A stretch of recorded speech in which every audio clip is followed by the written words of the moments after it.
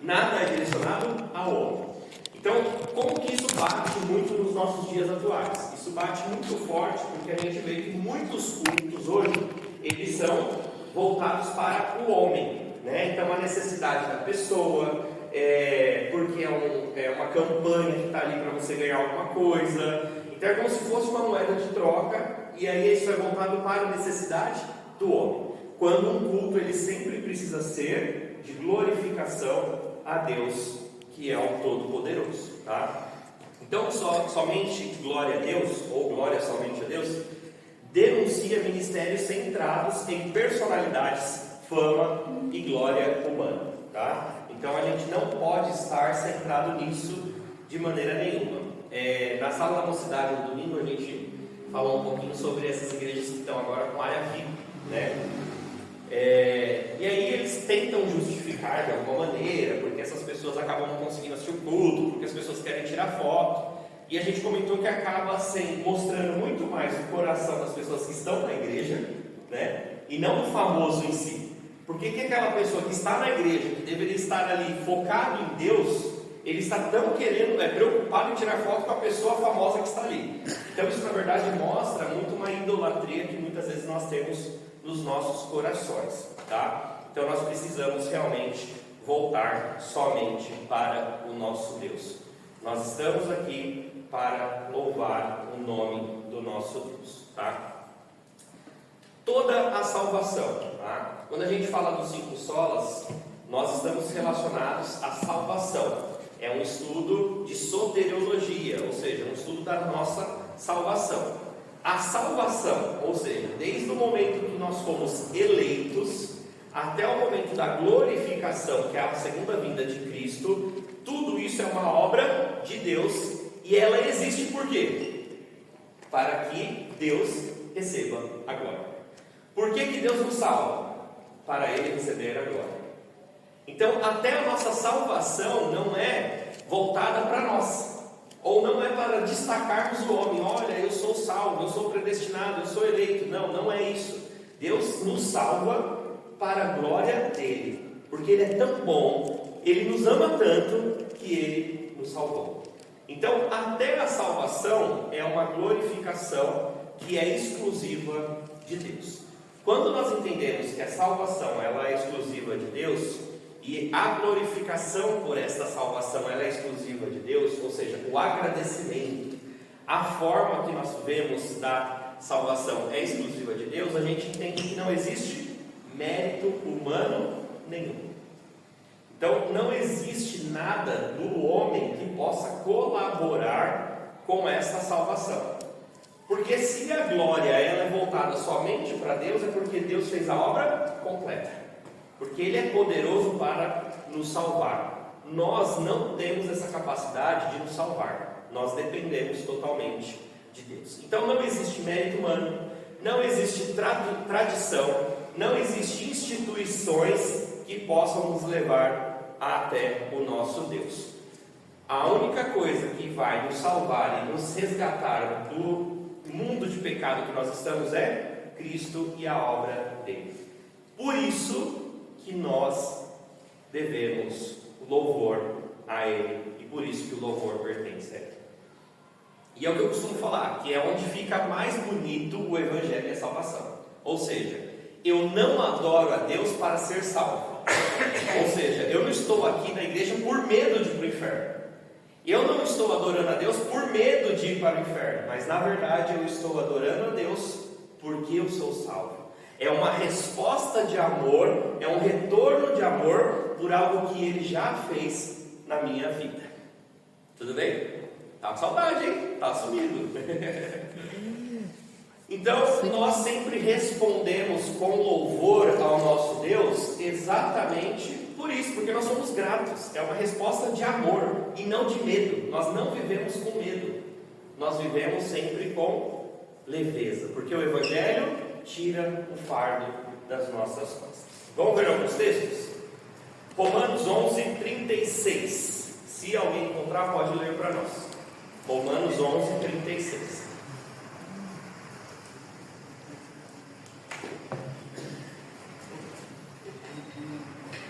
Desde por meio dele para Ele são todas as coisas. A Ele, pois, a glória eternamente. Amém. Olha que legal. Porque dele, por meio dele e para ele são todas as coisas, né? E aí, por causa disso, a ele seja a glória para todo o sempre. A gente vai voltar com mais detalhe nesse texto, vamos ver outros primeiros. Isaías 42, 8. Quem achar também pode ler. Isaías 42, 8. 8. Aqui. Eu sou o Senhor, este é o meu nome, a minha glória, pois não a darei a outrem, nem a minha honra às imagens de escultura. Olha lá, a minha glória eu não vou dar a ninguém. Por quê? Porque Ele é o Senhor e este é o meu nome. Como que Deus se apresenta para Moisés? Eu sou o que sou. Ele é Deus, Ele não tem um substantivo, uma característica que a gente consiga dar de tão grande que Ele é. Então até Ele se apresenta como eu sou o que sou. E aqui Ele fala, eu sou o Senhor e esse é o meu nome, e eu não vou dar a minha glória para imagens e nem o meu louvor, porque isso é tudo para mim. Efésios 1, versículos 5 e 6. Efésios 1, 5 e 6.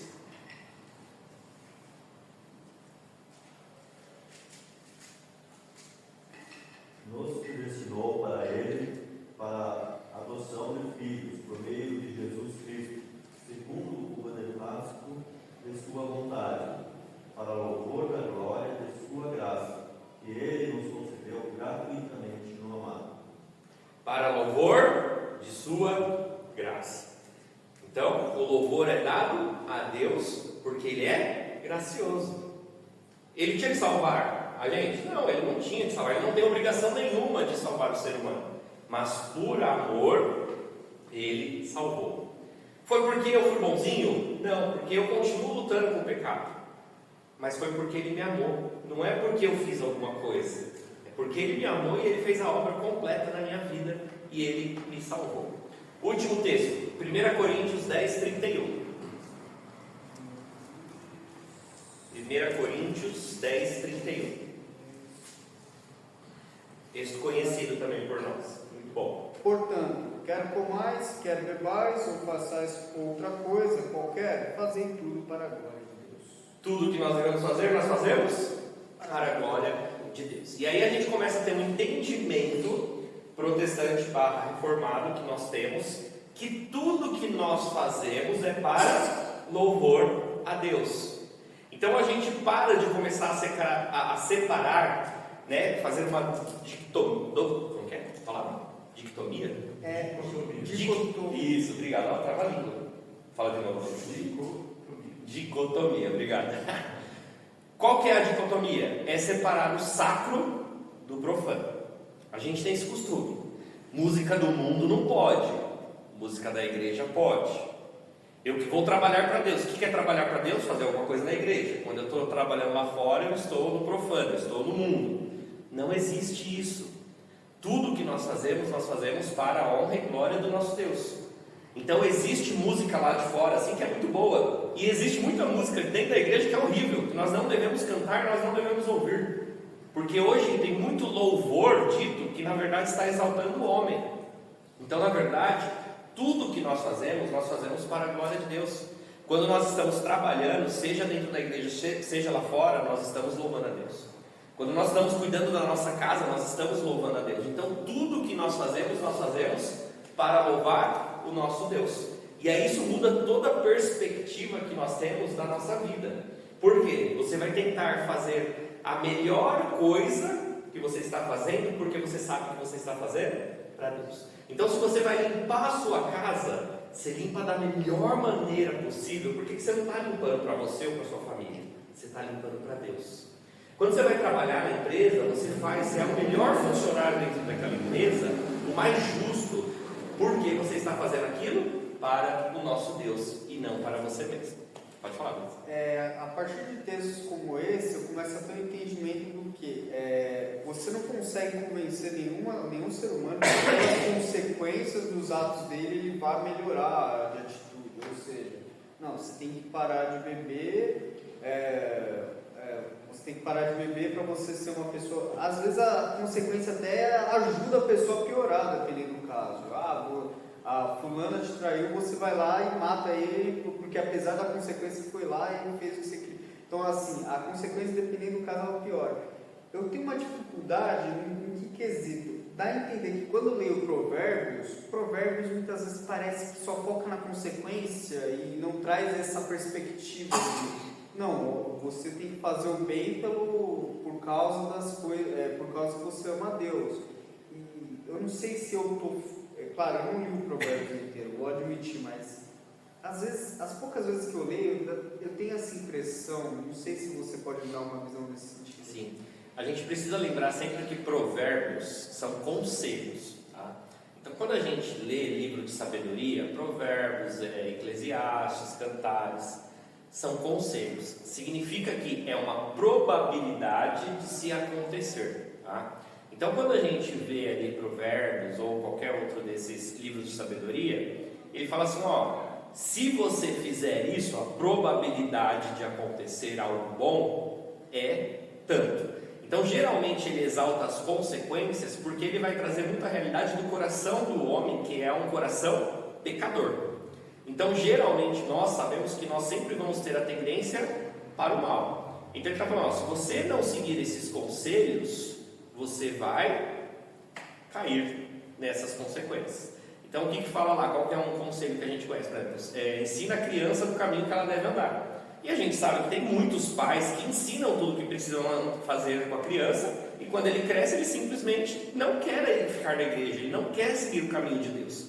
Então, quer dizer, significa que a Bíblia está errada? Não, foi um conselho que quando você prepara o seu filho durante toda a infância dele, você tem uma grande chance dele ficar na igreja. São conselhos. Isso é uma regra? Não, não é.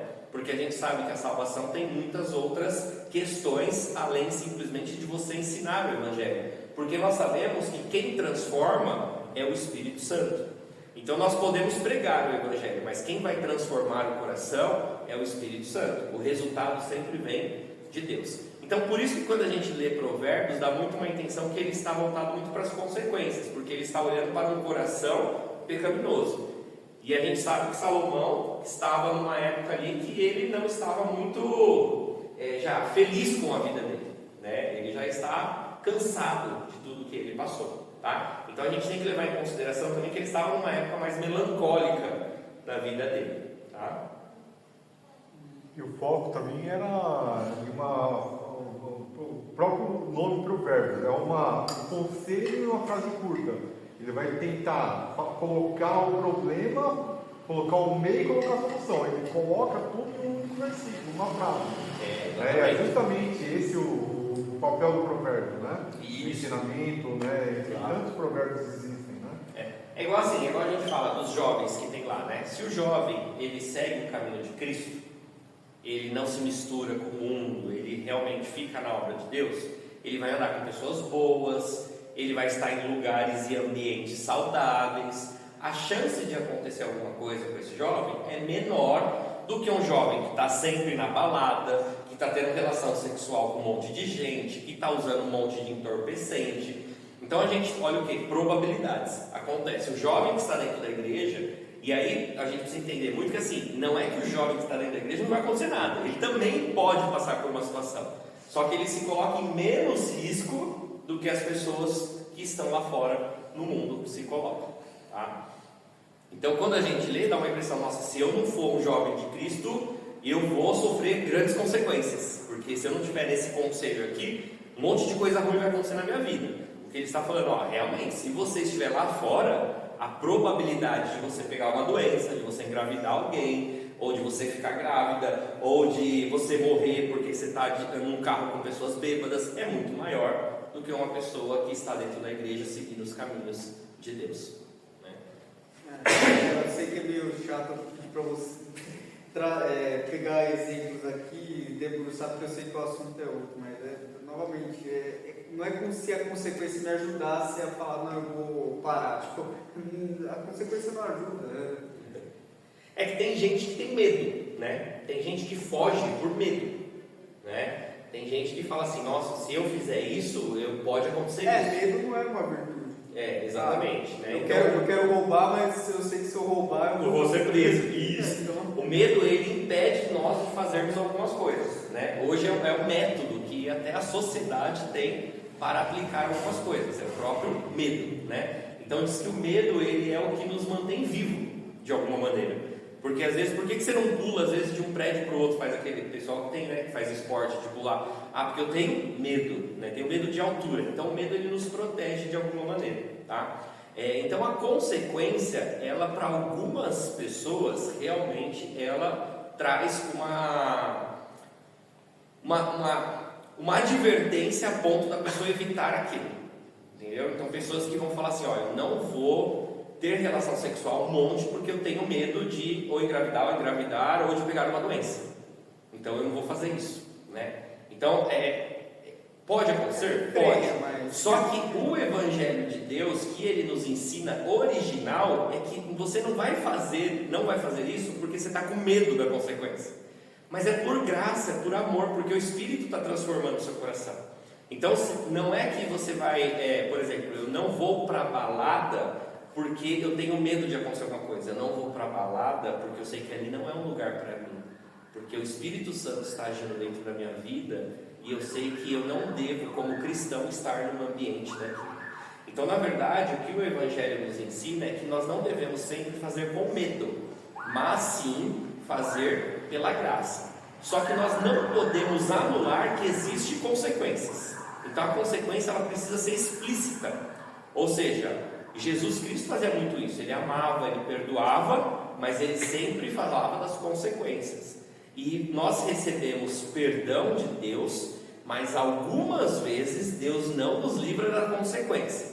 Deus vai olhar para nós e vai falar assim, eu te perdoo, mas você vai passar pelas consequências da sua ação, né? Então a gente não pode anular as consequências. O que a gente tem que tomar muito cuidado quando a gente faz leitura bíblica é que a leitura bíblica ela sempre tem que ser olhada no todo da Bíblia. Então eu não posso olhar só Provérbios sem considerar o contexto todo. Eu não posso olhar o Velho Testamento sem considerar o Novo Testamento. Então eu sempre tenho que achar graça, eu sempre tenho que achar Cristo no Velho Testamento. Por quê? Porque a Bíblia é um bloco só. Ela tem a mesma mensagem.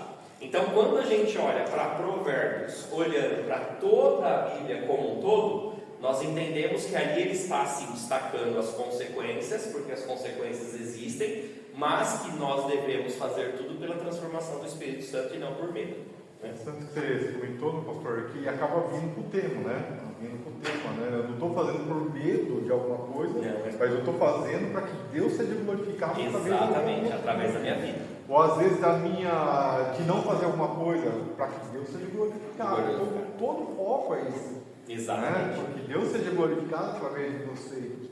Ou não dos meus feitos também, né? Exatamente. Glorificado por eu fazer alguma coisa. Né? É isso então, mesmo. nosso foco é esse, né? Porque quando nós obedecemos, o nome dele é glorificado, né? A mesma coisa, né, senhor, quando fala que a lei condena, né? A lei está aí para dizer, ó, você fez errado, você vai sofrer a consequência. Mas também fala que quem está em Cristo Jesus está acima da lei. Por quê? Está obedecendo a Deus, né? Exatamente. E não vai cometer o erro. Exatamente. E se cometer, tem juiz, tem advogado, né? Diante do Pai para nos dar o perdão. É isso mesmo. Não acontece. Exato. Vamos lá agora ver um pouquinho mais profundo Romanos 11:36 que a gente leu, tá? Então, porque dele, por meio dele, para ele são todas as coisas, a ele seja a glória para todos sempre. Amém. Tá? Primeiro, nós vamos olhar a palavra dele. Por que dele? Tá? Quando a gente vai para o grego para olhar essa palavra dele, a gente entende que é uma palavra que traz um entendimento para nós de que tudo que existe procede de Deus. Então, por que dele? É porque de tudo que nós conhecemos, de toda a natureza, de todas as pessoas, do sol, da lua, de todas as regras do universo, veio dele. Então, porque ele é a origem de tudo, aí ele vem por segundo, por meio dele, e aí essa palavra vem num contexto de meio mesmo, ou seja, tudo acontece pela ação desse que criou todas as coisas. Então, se ele criou todas as coisas, e todas as coisas acontecem porque Ele está governando o mundo, porque Ele está agindo no mundo, e aí ele termina, para Ele, ou seja, se Ele é o Criador de todas as coisas, se por meio dEle acontecem todas as coisas, para Ele deve ser o louvor. Então, quando a gente entende essas questões da palavra que está aqui, nós entendemos que todas as coisas são para Ele e nós devemos glória a Ele. Então, aqui a gente tem uma tríade que mostra a centralidade de Deus em todas as coisas, inclusive na salvação. A salvação, portanto, não é centrada no homem, mas em Deus. Quem é salvo? Eu sou salvo, mas eu sou salvo porque Deus me salvou. Nem quando nós falamos da salvação, o homem se transforma no centro, mas é Deus, porque é Ele que tem o poder. Eu não sou salvo porque eu mereço, eu não sou salvo porque eu quis, eu não sou salvo porque eu sou bonzinho, eu não sou salvo porque eu deixei de pecar, porque eu sei que eu não peco, que eu sei que eu peco, mas na verdade eu sou salvo porque Cristo quis me salvar, porque Ele me amou. Isso é dele, vem dele, por meio dele, para ele, por isso eu vou louvar a vida, o nome dele durante a minha vida, né? Então, como que a reforma protestante ela resgatou esse ensino para dentro da igreja? Dentro da Idade Média, a glória de Deus ela foi ofuscada. Pelo quê? O mérito humano, ou seja, começou-se a falar muito dentro da igreja católica que a salvação é pelas obras. E aí as pessoas precisavam fazer muitas coisas para serem salvas. E aí é onde existe muita questão da consequência e do medo. Eu preciso fazer as coisas para ser salvo, eu preciso ir falar com o padre, eu preciso ir lá falar os meus pecados, pagar a penitência para que eu seja salvo. Nossa, eu preciso fazer obras de caridade para ser salvo. Então se começou a usar moedas de troca para a salvação. Muito engraçado, porque no século XVI, nós estamos no século XXI. 21, 22, já 21. No século XVI já se falava com os reformadores que isso estava errado, que nós não temos que fazer nada para ser salvo. E o que a gente vê nas igrejas de hoje, da nossa atualidade? Que você precisa fazer um monte de coisa, que se você não vier para a igreja você não vai ser salvo, que você não fizer obras, não evangelizar, você não vai ser salvo. E aí a gente precisa entender uma coisa, não significa que a gente não vai fazer isso, mas significa que nós fazemos isso não para ser salvo, mas porque somos salvos. É uma resposta à salvação que nós recebemos. E é tão gostoso ter essa salvação, e que nós fazemos tudo isso como resposta, também não porque a gente é bom e a gente está grato, mas porque o Espírito Santo está agindo, está vivendo dentro de mim, está agindo e está me fazendo ter o desejo de fazer essas coisas. Então, existe como eu ser cristão estando em casa? Não existe. Que são os desigrejados, que agora eles falam assim, não, eu sirvo a Deus, mas dentro da minha casa. Não, porque Deus falou que quem serve a Ele, quem é salvo, tem o desejo pela comunhão, tem o desejo de estar no meio dos irmãos, eles gostam. Então a gente tem que ter o desejo. Quando se falta o desejo dentro do nosso coração de estar dentro dos irmãos, significa que o Espírito Santo não está agindo dentro da minha vida. Então a gente precisa refletir sobre muitas coisas. Então a comunhão, ela é uma resposta e uma ação do Espírito Santo dentro da nossa vida. Então, na verdade, eu não estou fazendo nada para ser salvo, mas eu vou ter o desejo de evangelizar, eu vou ter o desejo de estar na igreja, eu vou ter o desejo de estudar, e tudo isso porque eu sou salvo e não para ser salvo. Uma dúvida, não sei se você já comentou sobre isso antes, mas como é que a gente poderia transparecer isso aí para as outras pessoas? Sendo nós cristãos, a gente tem que transparecer que a gente também é cristão, a gente honra o nome de Cristo, a gente espalha o evangelho dele. Então, como é que a gente poderia transparecer que Cristo transforma para outras pessoas que não têm o conhecimento? Muito boa pergunta, e ela é assim simples de responder, e foi muito do que a gente falou no início, que é assim: nós fazemos tudo para glória de Deus. O mundo está hoje cheio, e a nossa sociedade principalmente, cheia do quê? De jeitinhos. Então, como que você demonstra para as pessoas? Está chegando imposto de renda, quer estar aqui uma nota fria? Não, eu não faço isso. Dai a César o que é de César. Se precisar pagar, eu vou pagar. Esse aparelhinho aqui, ele libera Netflix, libera Amazon, libera... Você quer ele? Paga só R$20 aqui. Não, eu não quero, porque isso é errado.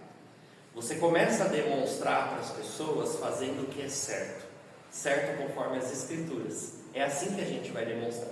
Aí a gente talvez se preocupe com outro ponto, tá? Então, se eu fizer seguir a lei, ser um bom exemplo na sociedade, eu estou fazendo o que Deus manda, eu estou conseguindo demonstrar para as pessoas. Mas como que eu vou evangelizar? Talvez é uma pergunta que muitas vezes a gente faça, né? Como que eu evangelizo dentro de uma teologia reformada, onde eu não posso olhar para a pessoa e falar, você quer aceitar Jesus? Porque não é a pessoa que aceita Jesus, mas é Jesus que chamou ela através da ação do Espírito Santo. Mas como que ela vai ser chamada? Através da pregação do Evangelho. Mas como que eu prego para que ela então chegue à conclusão de que ela precisa de Deus? E aí o que as igrejas estão errando muito hoje? O discurso primordial das igrejas hoje é: Deus é amor. Só que elas apresentam o amor sem apresentar o problema. As igrejas estão tirando de foco o problema. Qual que é o problema? O pecado. Eu gosto muito daqueles caras que vão nessas avenidas, geralmente na Paulista eles estão, né? TikTok tem bastante. Eles vão, alguns são de direita, né? Querem pegar o pessoal de esquerda lá, que tem bastante, com o microfoninho, fica fazendo pergunta. E tem os cristãos, e aí ele fala, tem um muito legal que ele fala assim: você acredita em Jesus? E ele mostra geralmente as pessoas que respondem não, né? E aí teve uma pessoa que falou não, aí ela falou assim: e você acredita na salvação? Aí a pessoa falou assim: salvar do quê? Então, como que a gente quer apresentar salvação se a gente não fala do quê? Qual que é o problema? Mas eu preciso ser salvo do quê? E aí, qual que é o problema das igrejas? Que está no Deus é amor e faltou que existe pecado. Então, como que a gente evangeliza? A gente precisa evangelizar mostrando para a pessoa que ela é a pior pessoa do mundo. Como que a gente evangeliza uma pessoa para mostrar que ela é a pior pessoa do mundo? Muito simples. É só a gente usar os 10 mandamentos. Se eu chegar para a pessoa e falar assim: você como juiz inocentaria um assassino? Eu acredito que 90% das pessoas que vocês conversarem na rua vai falar que não. Você acha que um assassino merece as consequências? Sim, merece as consequências. Você sabia que Jesus fala que muitas vezes a gente com palavras mata as pessoas? Você já falou alguma coisa que magoou alguém, que chateou muito alguém? Já. Então, de acordo com Jesus, você é um assassino. Você não merece consequência como assassino? Você começa a levar a pessoa e a pessoa fala: nossa, só que o assassino tem que ir para o inferno. Inferno, as igrejas não querem mais falar de inferno. Só que olha, eu tenho uma boa notícia, eu tenho uma boa nova. Você não vai para o inferno mesmo sendo assassino, porque Cristo te amou e Cristo pode te levar para o céu. Eu apresentei o problema e aí eu apresento a graça. Agora a gente quer apresentar o amor e a graça sem apresentar o problema, e é isso que a gente precisa mudar, né? Essa é a forma que a gente tem que evangelizar. Só que é fácil você pegar uma pessoa na esquina e ter todo esse tipo de conversa e levar a pessoa a chegar a essa conclusão? Não, não é fácil. Por isso que nós somos muito contra a evangelismo explosivo. Vale a pena você entregar panfleto? Vale, tá? Tudo isso é válido, porque a gente não sabe quando o Espírito vai agir. Mas nós acreditamos muito mais no evangelismo discipulador, ou seja, eu vou acompanhar a pessoa, eu vou fazer uma amizade com ela, eu vou começar a conversar, eu vou entender o que está acontecendo na vida dela, eu vou apresentando Cristo. Então assim, não é aquele evangelismo que a gente vai para a rua e tentar trazer 10 pessoas, não. Geralmente as pessoas que vêm para a igreja presbiteriana, elas demoram um tempo, porque elas vão degustando aquilo, elas vão entendendo, até que o Espírito Santo incomoda o coração delas. Então nós acreditamos nesse acompanhamento, é mais um discipulado, assim como Jesus fez com os 12, né? Jesus foi lá, chamou, mas ele acompanhou os 12, ele ensinou os 12 durante muito tempo. Baseado na pergunta dele, é fundamental o testemunho, né?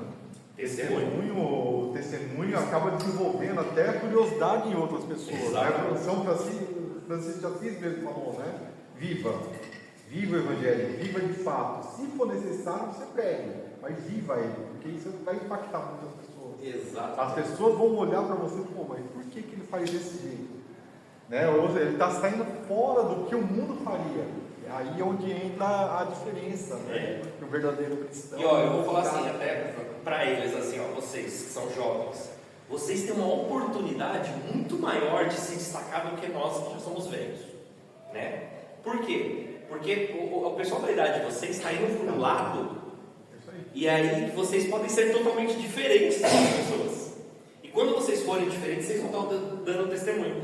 Talvez no momento momento do que você seja diferente, você vai sofrer piadinha, bullying, palavra nova, né? Bullying. Mas as pessoas vão entender com o tempo de que você fez o certo, né? Que você está dando um exemplo diferenciado. Tá? Então a gente vê, voltando aqui, que a gente tem o mérito humano, salvação pelas obras.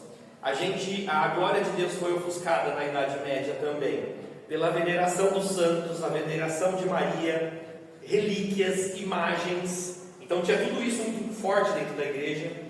A autoridade eclesiástica como mediadora da graça, ou seja, eu não posso ler a Bíblia e eu não posso falar com Deus. Eu tenho que ouvir o que o padre está falando, e geralmente ele falava em latim, e quase ninguém falava em latim na época. E eu tinha que sempre acreditar e não podia questionar o padre, né? Ou o sacerdote, ou qualquer um que estava ali. Quando nós sabemos que hoje aqui nós podemos sim. Por quê? Eu vou respeitar a minha autoridade eclesiástica, o pastor, o presbítero, o diácono, desde que ele esteja seguindo a Bíblia. A partir do momento que ele não segue mais a Bíblia, eu não tenho mais a obrigação de obedecer a ele, porque a única regra de fé e prática que nós temos são as Escrituras, né?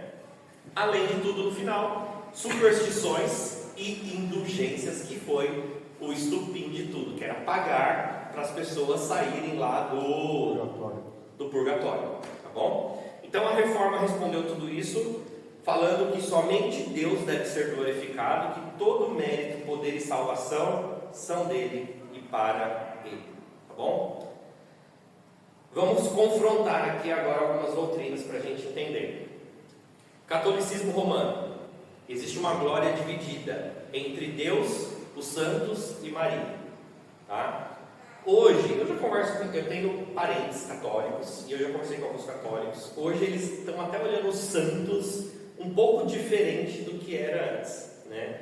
Eles falam assim que eles não adoram os santos, eu já ouvi isso de católicos, mas que eles olham para aquela imagem e recordam, assim como a gente olha de fotos de algumas familiares que já morreram, e eles recordam das obras que essas pessoas fizeram. Porém, o catolicismo romano clássico ainda, a gente sabe que o pessoal pede as coisas para os santos. Até vocês já viram faixa que aparece na rua, né? Graça recebida, santos, agradeço santos pedidos, sei lá, com os nomes dos santos, tal, pela graça recebida, né? Então, eles ainda têm muito essa veneração.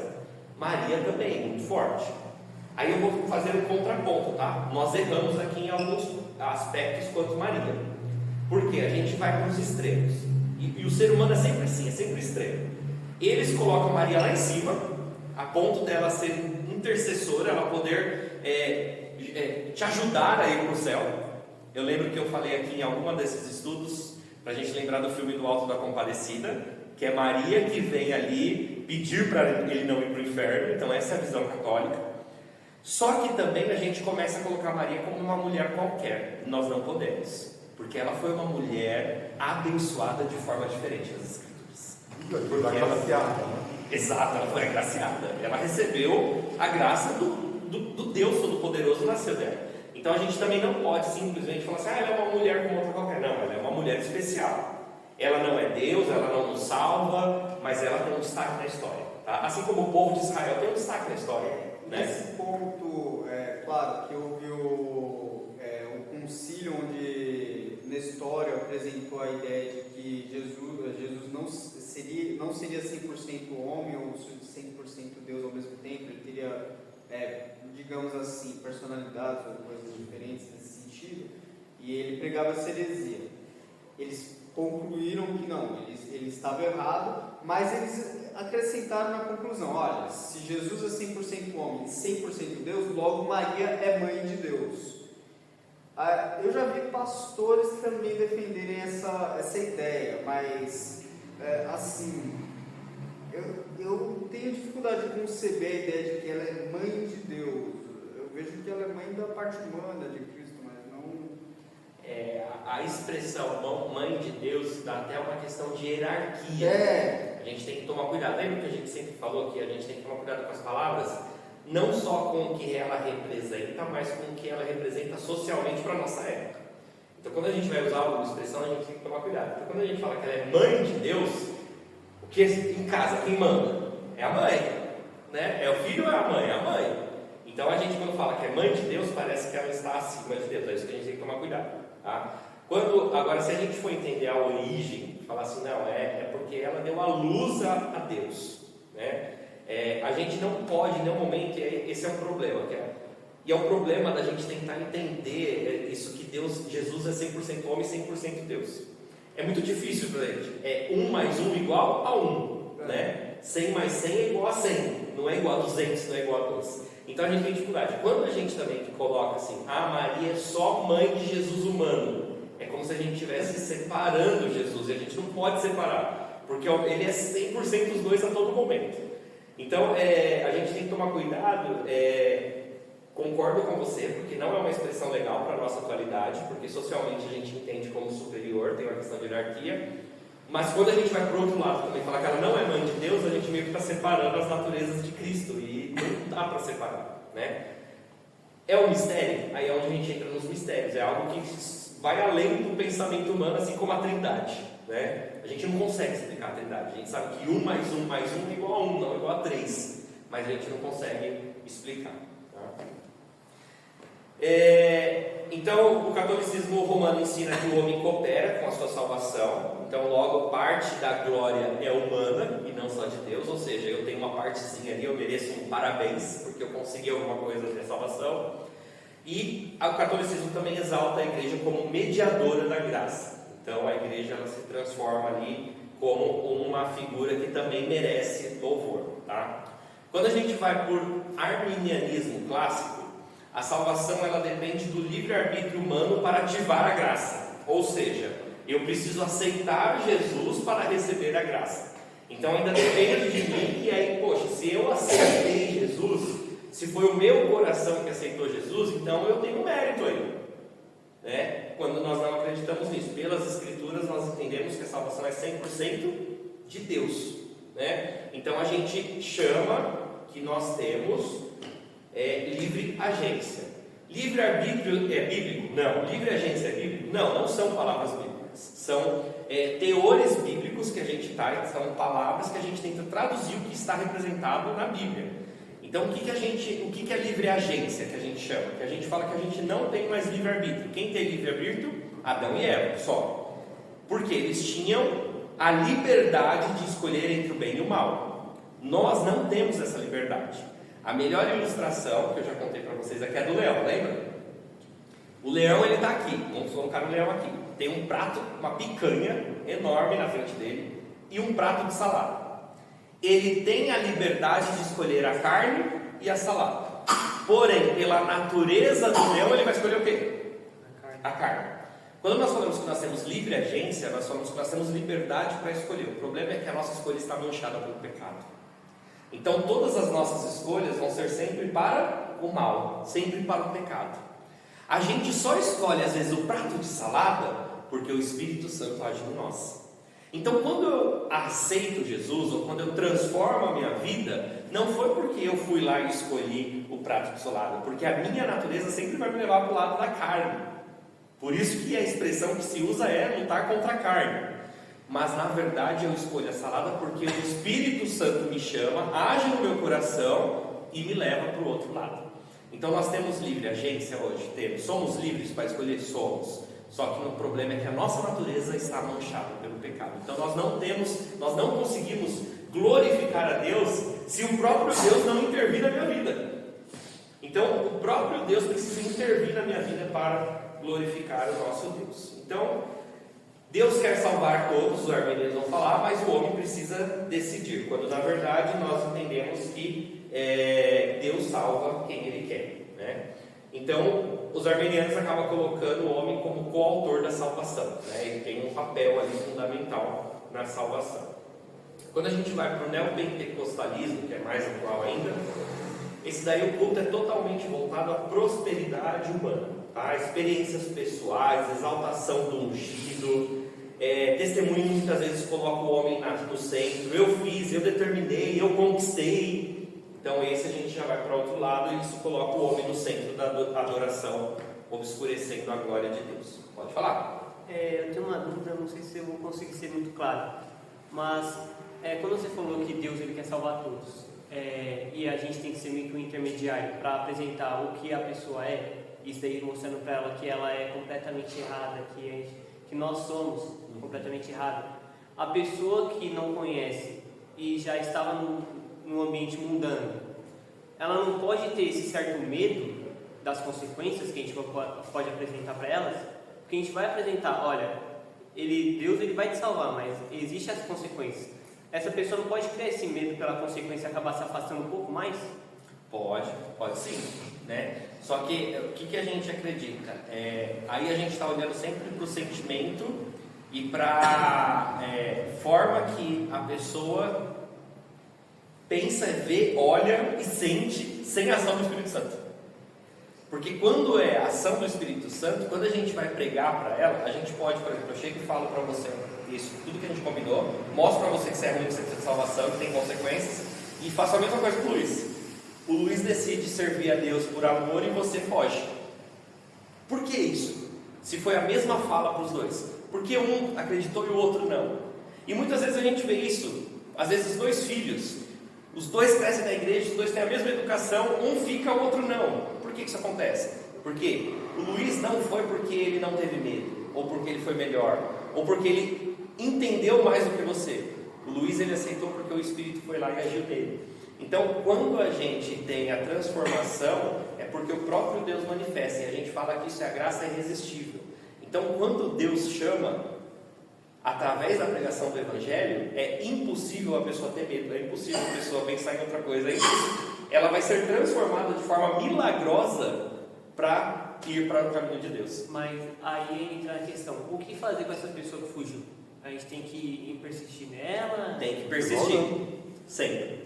Por quê? Vamos entender assim, Deus ele não muda, ele é o mesmo. O mesmo Deus de Moisés, o mesmo Deus que era de Davi, da guerra, o Deus dos exércitos, ele é hoje, ele não muda. Então, quando a gente olha para a história, Deus desde o início, Adão e Eva, ele falou, o pecado traz morte. Sempre que alguém peca, precisa ter sangue. Quando Adão e Eva pecaram, o animal foi morto para trazer roupas para eles, porque eles perceberam que estavam nus. Então já teve derramamento de sangue. Jesus vem e derrama o sangue precioso dele para nos perdoar de forma completa. Deus não mudou. Deus até hoje exige sangue pelo pecado. Nós só não derramamos sangue hoje porque o sangue de Jesus já pagou os nossos pecados hoje. Então quando Deus olha para a gente, Ele fala assim, o Samuel merece inferno. Mas aí Deus entra no meio, Jesus Cristo entra no meio e pela ação da obra de Cristo eu não vou para o inferno, mesmo merecendo.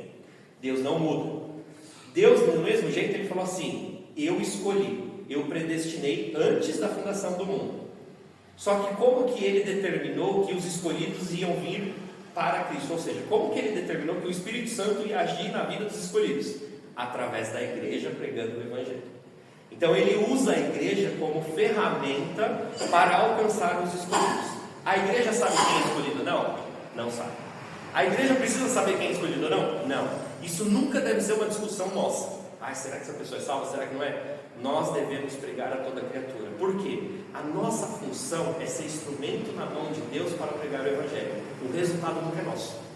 Como eu não sei quem Ele vai salvar, como eu não sei quem é salvo, como eu não sei qual que é o momento da salvação das pessoas, porque pode ser que hoje eu preguei para vocês dois, o Luiz decidiu mudar a vida dele, você não, e daqui 10 anos você decide mudar a sua vida, porque Deus, no momento da predestinação, Ele escolhe um momento para a sua salvação da sua vida. Então existe um momento da salvação que ninguém sabe quando é, nem você. Então, como eu não tenho nenhuma dessas informações, o que eu preciso fazer? Pregar a todo momento e para todo mundo. Porque eu não sei quando Deus vai transformar, quando Deus vai tocar. O que eu preciso ser instrumento. Eu preciso estar disponível a todo momento. Por quê? Pode ser que no momento certo ali que Deus vai me usar, vai ser o momento que Deus escolheu para a vida daquela pessoa, para Ele chamar e dar a graça irresistível, né? Por isso que eu falo, que às vezes as pessoas falam assim, nossa, mas calvinista, presbiteriano, para que vocês evangelizam? Vocês vão acabar falando que uma pessoa, se ela é predestinada, isso não incentiva o evangelismo. Não, porque quando a gente entende tudo, e a gente entende que a gente é um instrumento para que os salvos sejam alcançados, eu tenho uma prioridade maior para evangelizar. Porque eu preciso ser instrumento de Deus, porque Deus me escolheu para ser o instrumento para alcançar os salvos. Então a gente tem uma urgência de evangelismo muito maior. Fica até mais fácil, porque eu, se dependesse do homem, eu falava, nem vou insistir mais nele, né? Porque a chance dele aceitar e do outro ali aceitar, aí eu começo a ser mais tendencioso. Agora, quando eu sei que é o Espírito Santo, aí eu não vou insistir. Então, por exemplo, né, esse exemplo que a gente deu, você foi embora, eu vou ter que insistir mais 10 anos, 20 anos, e talvez você aceite no leito de morte. A minha função não é ter um número, eu salvei 20 pessoas esse ano. Não, porque eu não salvo ninguém. A minha função é pregar o Evangelho. Deus que sabe quando Ele vai fazer a obra ou não das pessoas. Eu acho que, às vezes, alguns conceitos que a gente tem que interferem no entendimento completo. Ele usou a frase, Deus quer salvar a todos. Não é uma verdade. Então, esse conceito do querer, que seria mais forte, o querer de Deus ou a vontade humana? Então, Deus não quer salvar a todos. Cristo morreu para os eleitos. Então, querer salvar a todos não é uma frase que cabe dentro A forma de evangelizar, né? uma forma de evangelizar. Aí um outro ponto que comentou também até quando evangelizar, a gente tem que evangelizar, mas na própria palavra também fala que se pregar a pessoa não der ouvido, Bate a sandália, bota a sandália. e segue, evangelizando outros, seguir o caminho. Você falou uma coisa muito legal, Douglas, e agora eu vou pegar pesado. Nós somos instrumentos, nós acreditamos em dupla predestinação. Já falei isso para vocês. Deus predestinou uns para o céu e predestinou outros para o inferno, como a gente falou. Ele não quis salvar todos. Então a gente acredita que tem pessoas predestinadas para o inferno. Para a pessoa ir para o inferno, ela precisa ser acusada de que ela rejeitou a Cristo. Olha como é difícil para a gente entender tudo isso. Para ela ter rejeitado Jesus, ela precisou ter ouvido. Então, quando eu prego o Evangelho, a igreja não é só instrumento para alcançar os salvos, mas para ser juízo para aquele que vai para o inferno. Porque se vocês dois ouviram, e o Luiz teve a transformação através do Espírito Santo e você não, quando chegar o julgamento, você recusou. Porque você ouviu do Evangelho. Mas a palavra é espada De dois gumes, tanto para salvar quanto para condenar. Então por isso que o Evangelho precisa ser pregado a toda criatura, porque ela vai servir tanto para condenar quanto para salvar. Aí a gente pode entrar, mas eu não fui predestinado, o Espírito não agiu em mim. Aí a gente entra na primeira frase: Deus não quis salvar a todos. Deus precisava salvar alguém? Não, nós pecamos, nós erramos. Se ele quisesse, ele mandava 100% da sua criação para o inferno, e ele não estaria errado. Estaria sendo justo. Ele está sendo justo. Se ele mandasse 100% para o inferno, ele estaria sendo justo. Então ele foi gracioso, ele foi misericordioso. Gente, é assim que a gente entende o Evangelho do jeito que está nas Escrituras. É por isso que ele é gracioso, por isso que ele é misericordioso, porque ele decidiu salvar alguns. Agora, se a gente vai entrar, mas por que ele escolheu o Luiz e não escolheu você? Aí a gente nunca vai saber. Porque aí a gente vai ter que entrar numa questão do pensamento de Deus, que é muito maior que o nosso, né? Agora, ele não é injusto em te mandar para o inferno, e ele é gracioso e misericordioso por ter levado o Luiz para o céu. Esse é o Evangelho de Deus. Então, eu não sei se eu estou correto, mas o certo então seria dizer que Deus ele quer trazer uma oportunidade para todos, usando nós como os instrumentos, trazendo assim a oportunidade para as pessoas ouvirem a palavra e decidirem se elas vão fugir ou continuar, ou se arrepender. Sim. Aí, a partir da pessoa que ela foge e eu acabar ouvindo isso daí, ela pode acabar mudando algumas questões. Por exemplo, ela insistir. Se ela acabar mudando, ela pode acabar sendo salva. Mas se ela for predestinada, como as pessoas que, por exemplo, cometem suicídio, aí já não tem erro, aí já é certeza que pela graça, não sei como é que eu posso dizer. Vou por partes. Eu entendi a primeira parte da oportunidade, faz sentido, tá? Por quê? Nós entendemos que Deus é soberano sobre todas as coisas e ao mesmo tempo somos totalmente responsáveis pelas nossas ações. É difícil entender isso? É difícil. É igual a gente entender as duas naturezas de Cristo, é igual a gente entender Trindade. E aí a gente tenta buscar algumas analogias para a gente entender isso, e a melhor que tem é a questão do trilho do trem, né? Você já entrou no meio de um trilho de trem? O que acontece? Quando você entra dentro de um trilho de trem, você vai olhar aqui, tem um trilho e aqui tem outro. Então a gente fala que esse trilho aqui é a soberania de Deus e aqui é a responsabilidade humana. Ele anda paralelo, os dois. Quando você for acompanhando, quando chegar no horizonte, o que vai acontecer no horizonte? Vai virar um trilho só. Então a gente fala que isso é a soberania de Deus e a responsabilidade humana.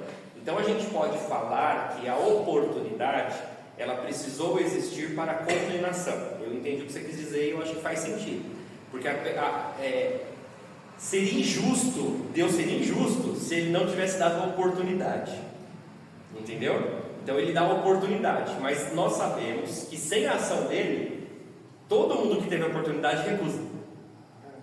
Mesmo que seja só o sinal de Jonas mesmo. Exatamente. Como ele disse, não vai ser dado sinais além dos de Jonas. Exatamente. Aqueles Então ele sinais recusa, tá? Agora, só vamos corrigir uma coisa.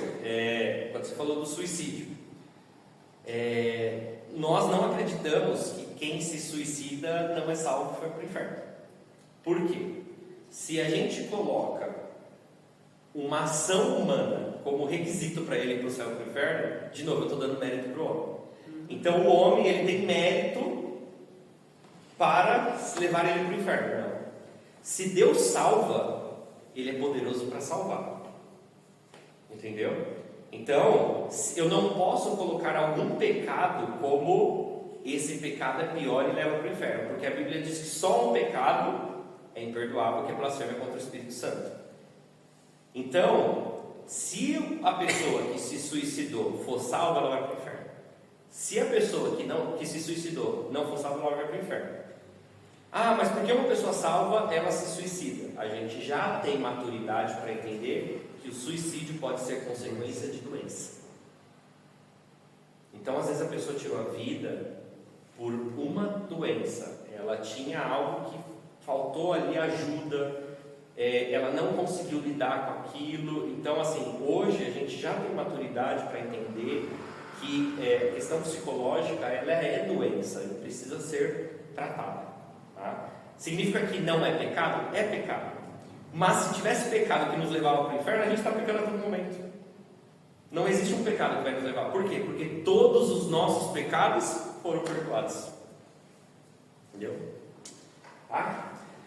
Então, vamos só encerrar aqui. Como viver então o soli deo gloria, tá? Na vida real. Pensando na nossa salvação, reconheça que tudo vem de Deus. Isso nos torna humildes e gratos. Então, quando você é humilde e grato, você está dando a glória a Deus. Pare de tentar se tornar digno da sua salvação, porque Cristo é a sua dignidade. No trabalho e na família, faça tudo com excelência, não para aparecer, mas para glorificar a Deus. Trabalhe com propósito, honestidade, generosidade. Na adoração a Deus, cante, ore, sirva e oferte com foco em Deus, não no seu emocional ou no culto ao homem, e nem para aparecer na igreja, mas é para Deus. Fuja de cultos centrados em experiências e busque culto centrado na palavra de Deus. No sofrimento, nas lutas da vida, creia que mesmo nas dores, Deus está sendo glorificado e te sustentando. Isso te dá esperança, paciência e dependência de Deus. Domingo vou dar spoiler para quem vai lá no João Ramalho, né? Domingo a gente vai ter batismo, eu vou estar lá. E eu vou pregar a cura do cego de nascença, né? E logo no início Deus fala, os profetas falam, quem pecou? Ele pecou, o pai dele pecou, e aí Jesus responde o quê? Não, ele é cego de nascença para que a obra de Deus seja feita, para que os propósitos de Deus sejam realizados. Ou seja, até as lutas, elas são para que Deus tenha o seu propósito realizado. Eu queria só saber que horas é Domingo? 5 horas, mas é lá no João Ramalho. Tá? O culto aqui é às 6, lá na congregação é às 5. Tá? Para fechar, gente, bem rápido, tá? Eu falei que ia acabar antes, ó. A Dai sempre fica bronca. Rapidinho ainda, são 9h05, vamos acabar. Só a Escritura, somente a Escritura. Fundamento: a Bíblia é a única autoridade infalível em matéria de fé e prática. O que nos direciona é sempre a Bíblia, não é o pastor, não é o conselho, não é os presbíteros, é a Bíblia. Por isso que vocês precisam estudar a Bíblia e ler na sua casa. E muitas vezes, se vocês ouvirem eu falando coisa errada aqui, vocês têm que me pegar e falar: pastor, nas Escrituras está assim, assim, assim, porque eu posso errar. As Escrituras não. Tá? Então, somente a Escritura é nossa regra de fé e prática. Segundo solo, somente a fé. A justificação, ser declarado justo perante Deus, se dá somente a fé, somente pela fé em Cristo e não por obras. Então a única coisa que eu preciso ter para ser salvo é a fé. E a fé é dom de Deus. Então até a fé quem tem que me dar é Deus. Mas eu preciso ter a fé. Então, para ser salvo, Deus sempre vai me dar a fé. Segundo solo. Terceiro solo, somente a graça. A salvação é um presente totalmente merecido da parte de Deus. Efésios 2:8-9, pela graça sois salvos. Então é um presente. Por isso que a gente fala, não existe pecado que vai te levar para o inferno, porque é um presente dado por Deus, tá? Quarto, somente Cristo. Jesus Cristo, ele é o único mediador entre Deus e o homem. A salvação está somente nele. Vocês só precisam de Cristo. O véu rasgou. Vocês podem orar e falar diretamente com Deus Pai, porque Cristo está intercedendo por nós. Você não precisa daquela irmãzinha que ora muito. Você não precisa da oração do pastor. Podemos orar e devemos orar uns pelos outros? Sim, a Bíblia nos ensina. Mas você tenha toda a autoridade para entrar na presença de Deus e falar com Ele. E por último, o que a gente aprendeu hoje: toda a salvação do início ao fim é para a glória de Deus. Não é para que nós sejamos exaltados. Tudo que nós devemos fazer é para a glória de Deus. Nosso viver, trabalhar, servir, cantar, sofrer é tudo para a glória de Deus. É para que o nome de Deus seja glorificado. Ele é o centro da nossa vida. Ele é o centro da história. Ele é o centro do propósito. Ele é tudo, e tudo está voltado para Ele. Os 5 solas, irmãos, não são apenas uma frase histórica, nem uma fase histórica. Eles são verdades que transformam a nossa vida, tá? Eles nos libertam de uma religião pesada, de insegurança, de culpa, de exaltação humana. Nós somos salvos pela graça de Deus, por meio da fé, somente em Cristo, conforme a Escritura, e para a glória de Deus. Amém? Vamos orar? Se tiver mais alguma pergunta, pode pegar no final, viu? Vou pedir para o Zé estar orando.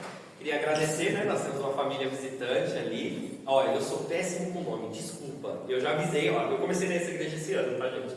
E aí eu avisei logo no início que eu não era muito bom. Eu já estou aprendendo o nome de todo mundo aqui. Como que é seu nome? Desculpa.